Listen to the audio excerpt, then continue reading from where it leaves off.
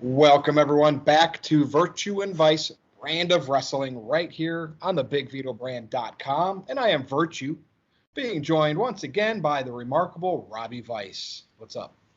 I'm good. I had some high hopes for WWE wrestling this week. It's the last of an end of an era, really, with SmackDown moving to Fox, and I was anticipating some really big things happening. And I'm not gonna lie, I think I was a little bit let down, but there were some gems along the way, and I'm sure we're gonna go over that stuff. So, where do you want to start our discussion today, Mr. Virtue? Well, I see a lot of complaints. My agendas are driven based on what people complain about on Twitter. Sure. I need to go wrestling fans. Yeah, even video game fans. You know how I am. You don't say. I need to go and dissect what makes people angry and Right. why that makes, when they're angry, I'm thrilled, right? I don't know what it is, can't explain it, but that's just how I'm built, how I'm wired. Shane Right. McMahon is back, right? Just when you thought the Kevin Owens angle was over, it's back on, and there's going to be a ladder match now. And of course, the winner of the ladder match, the other person is gone forever, right? Basically. Rumor has it that they're going to be taking Shane off TV. Right. But it's like you got to see it to believe it. But here's the thing. Why do people... Is it because he's the McMahon? He's the McMahon, okay? Back in the day, Shane was cool, right? The match he had with Kurt Angle, everything he did, crazy. He was like the, Virtue and Vice, Jeff Hardy, Shane McMahon. They were the two craziest people on the roster. Yeah, that's right. And, of course, Shane went away to go do his cable company or whatever, his business ventures outside the WWE bubble, right? Don't know if he was very, very successful at that, but he was. Nonetheless... Yeah. He actually ran the largest streaming service it's like Is he still in that doing anything with that? I don't know. I know he got that off the ground though. It's like the largest streaming thing in China or Asia or something like that. And that's a pretty big successful, right? Yeah, Outside WWE. Of course he comes back because Daddy called him. Right? That's They needed him, right? And let's face it, when you're a McMahon, when you're in the wrestling business, your ego, you gotta be back, you gotta be on TV. Shane's been fairly, pushed fairly hard since he's been back. I mean, he had the Hell in a Cell, a couple Hell in a Cell matches, the best in the world thing in Saudi Arabia is constantly, power, authority. And we've talked about this before. Could this be Vince living through Shane now? Because Vince can't really do much more than sit at gorilla position. Right. I heard Vince doesn't like the way he looks on TV because he's old. Yep. And put a mask on, right? So I think he lives vicariously through Shane, and that's why we get a lot of Shane McMahon. I don't have problems with it. The authority figure to me in wrestling has always been needed. It's not even like it's main eventing with Kevin Owens. It's kind of like mid-card. So I just want to dissect this a little bit on why people hate it so much, to where now Shane gets criticized because he can't work, he can't wrestle. Well, no shit. The McMahons aren't really trained wrestlers. They know how because they've been in the environment. They've had wrestlers work with them. But, I mean, they're not a nightly, a weekly, show-to-show type workers, right? And Shane's more of a stunt person, not even probably qualified at that. He just doesn't. Why do people hate Shane McMahon? More so today than they loved him in the past, but today, people in general, wrestling fans, hate Shane. What's your take on this? He's a terrible worker, but again, with that aside, he's a great heel. He knows how to get people to boo him. He knows right now, if someone says someone's being shoved down their throats, or they're sick of seeing them on TV, or the big cop out is they, instead of acknowledging a great heel, they call them the bathroom break of the show. I don't like Shane McMahon right now because he's doing a good job at what he's supposed to be doing. He's a heel. He's a bad guy. I have said this on probably 7,000 videos now.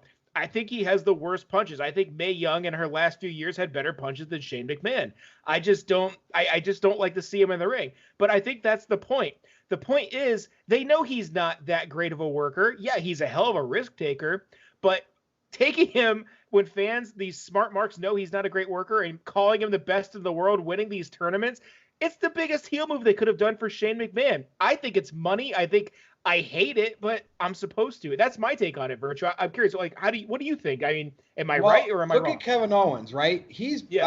Sure, he got dogged in this feud like any babyface would from a condescending heel, but in the end, Owens triumphed, and they're just continuing this a little bit longer, but you got to believe, right? Owens is going to still triumph. So, what's the problem to these people that hate this if Owens does triumph in the end? Now, if it doesn't, right? But I mean, how can you play that off? You're going to fire Owens, and what are you going to do? Maybe put him in NXT. Yeah, Did they say leave WWE? Is NXT considered part of that? well, I don't so know. that could be a slight possibility. But I mean, I'm getting rumors that Shane's going to be off of TV or out of the authority role. Yeah. That they want to compete with the more sports mentality of wrestling. Again, reactionary, because we know AEW is trying to do that. Or, well, are they? I don't know. I don't see any wide receivers in football running down with their hands in their pockets. Dude, I had to. Or the guy wearing the panda head that's kicking off with Cody Rhodes. Yes. So, with Shane, would you agree that his best match since he's been back, this older version of Shane, was with AJ Styles kicking off a WrestleMania? I thought, and again, AJ, right? Making him look like $1 million. So, if you're paired with the right person, Shane can look good. But again, I think he's out there to get that McMahon heel heat. Sure. And it's working. People don't want to see him. They want him to go. They want Owens to move up into, feuding with Brock Lesnar's and Kofi Kingston's for the title. They don't want him wasting time with Shane. But I mean, in reality, think about this whole McMahon thing.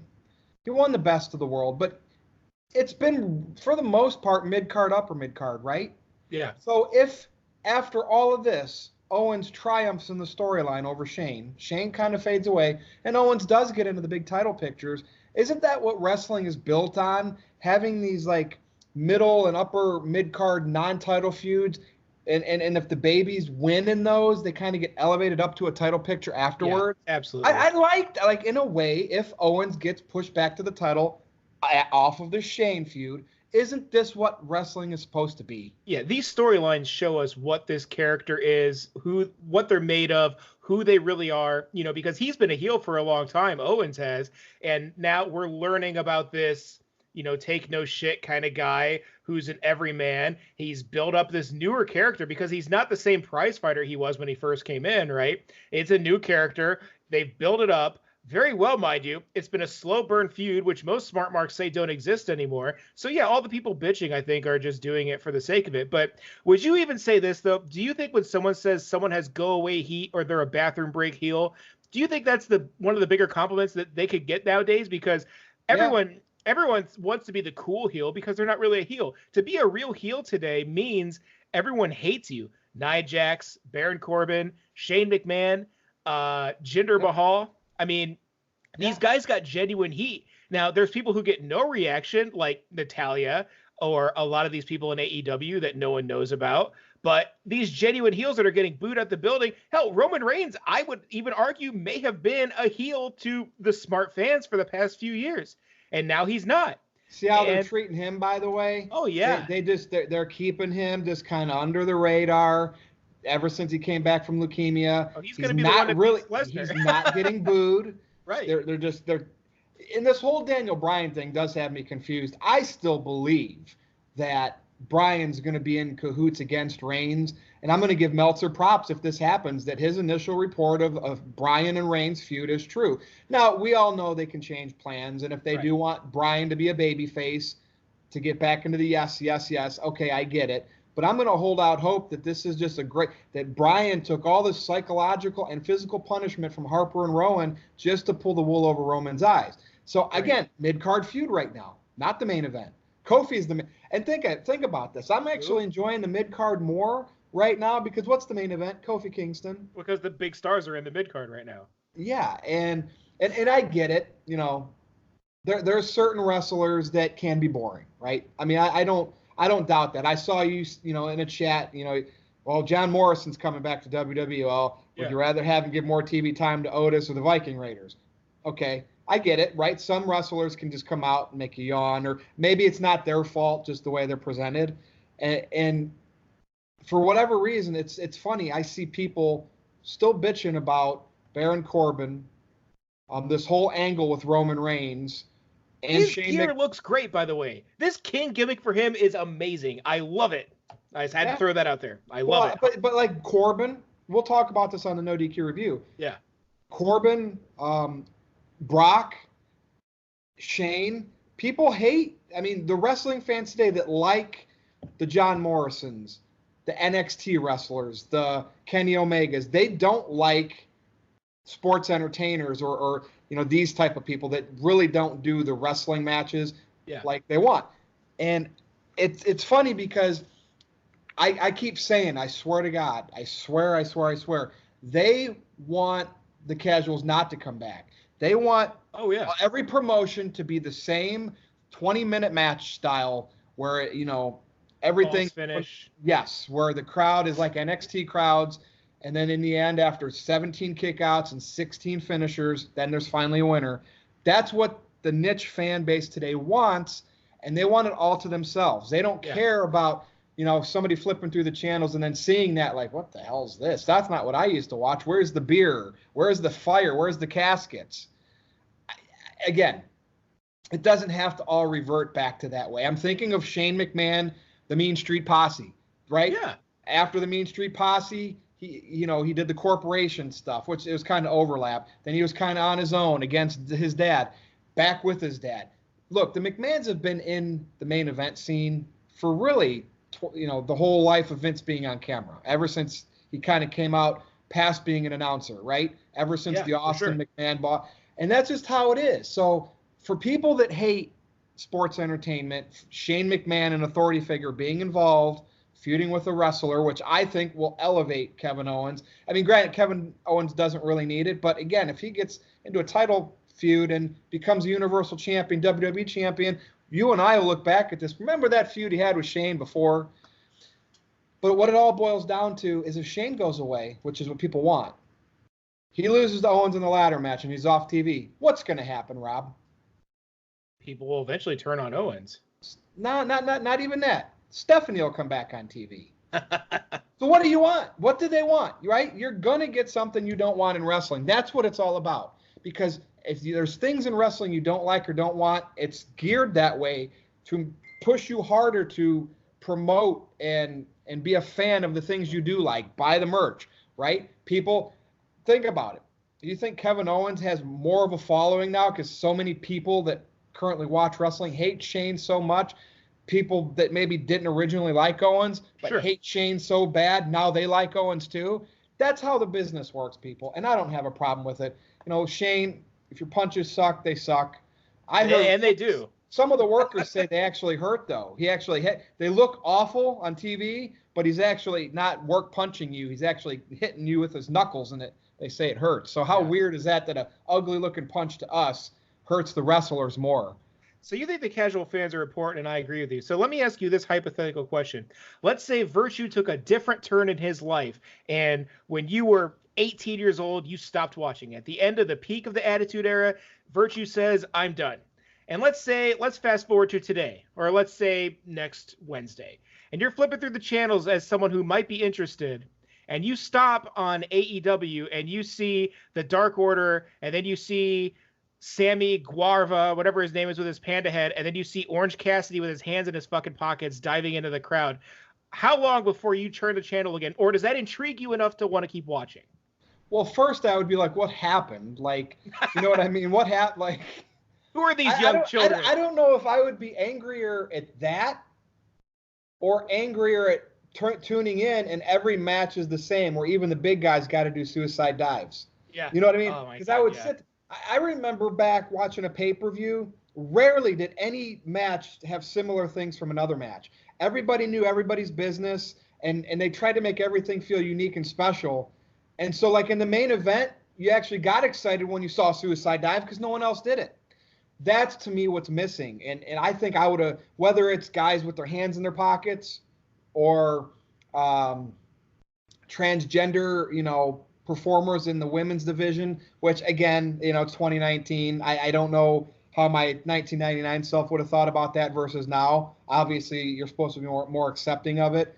It's strange because I think that if they're going to do stuff like that, okay, announce it first. All right, Nyla Rose is transgender, whatever. But then just kind of let it go away and just treat her as one of the women, right? But I don't like when they keep harping it, and making I do. Yeah. Yeah. If it's supposed to be changed, then it should just be changed. And it's kind of like how WWE constantly pats themselves on the back for the women's revolution. It's like, you know what? If you just showed me what it is, yeah, like exactly, yeah. And you got Stephanie with her weird scowl smile in every segment of that, just like smiling up at the camera, and it's creepy. Yeah. See, I don't think I would watch it if I was on that side flipping through the channels, and I saw someone like Marco Stunt in the ring. I would be like, oh, this is Joey Janela. Jelly Janela, as I think Mr. Cornette likes to call him. Yeah, I would be like, what happened to wrestling? Where guys like The Rock or the Giants, Nash, all these kind of guys, and every match looks the same. Could you imagine now? Go back. Maybe that's why Shane's back doing what he's doing, because at least it makes something completely different. Yeah, with Shane, you're not going to get a type of match that everyone's used to today. I mean, and I think that is a good thing. Yeah.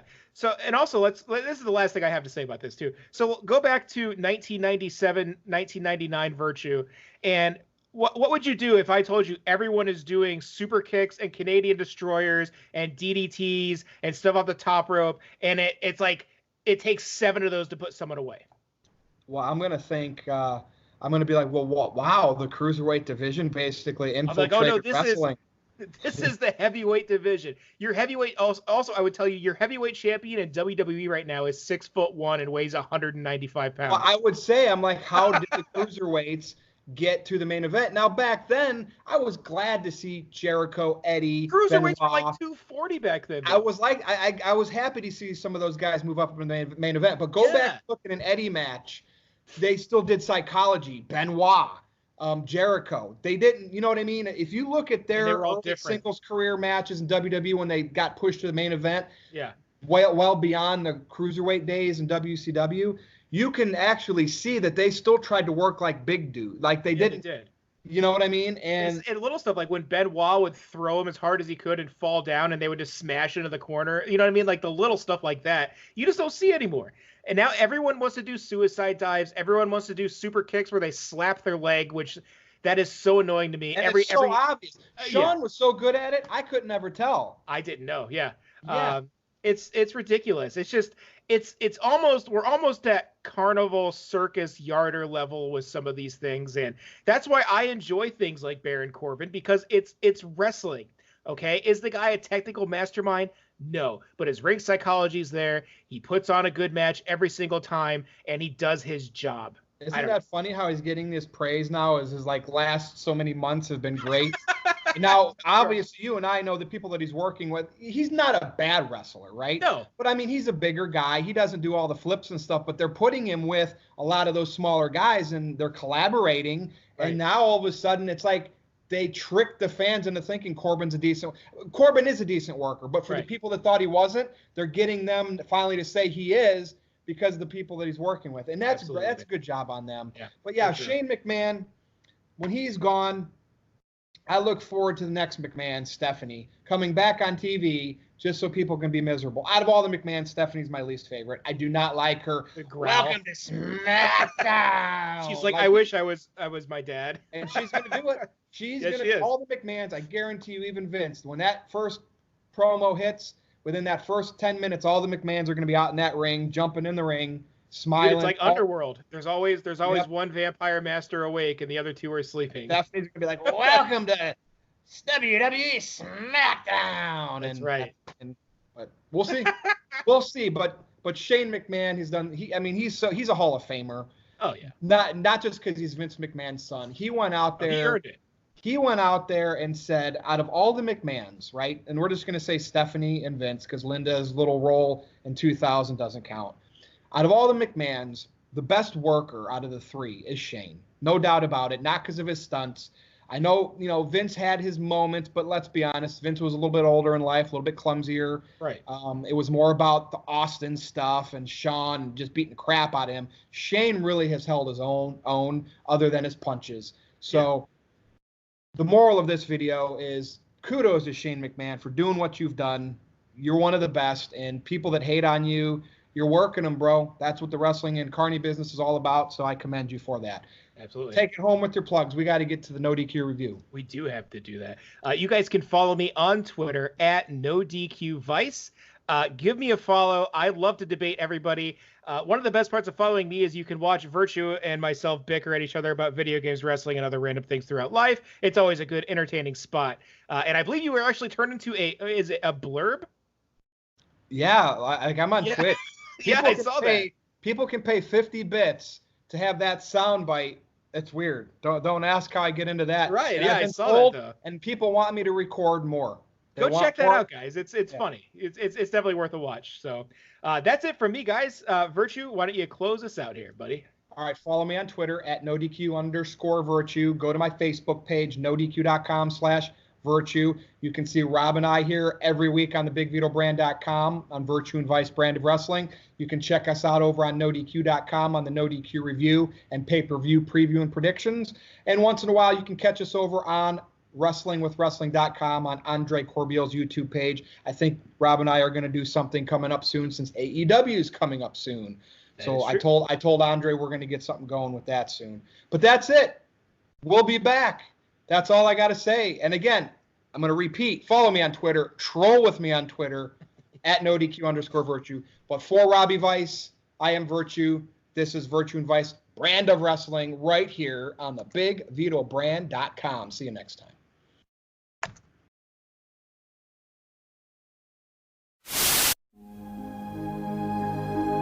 Stupid street, son. I'm giving it to you hoodie style. Do you think Tupac would ever say, I'm in my love nest with my lady? Or would he be like, I was banging my bitch? Think about it. What would Tupac do? I got my hose over. Yeah, see, better. Yeah. Be more got my hose over. Yeah, son. Be more Tupac, a little less corporate. Listen, when I was a bachelor, yo, you know, I had my Cadillac. Yo. I had white gin in the fridge. Yo. All right. We had dinners, lattes, jazz night. You're failing. No dancing, plenty of dancing, clubbing. Somebody's blowing up my phone. But anyway. Who's blowing up? Let's keep that aside, baby. You don't need to know my hoage. I need to know your hoe. No, we don't need it.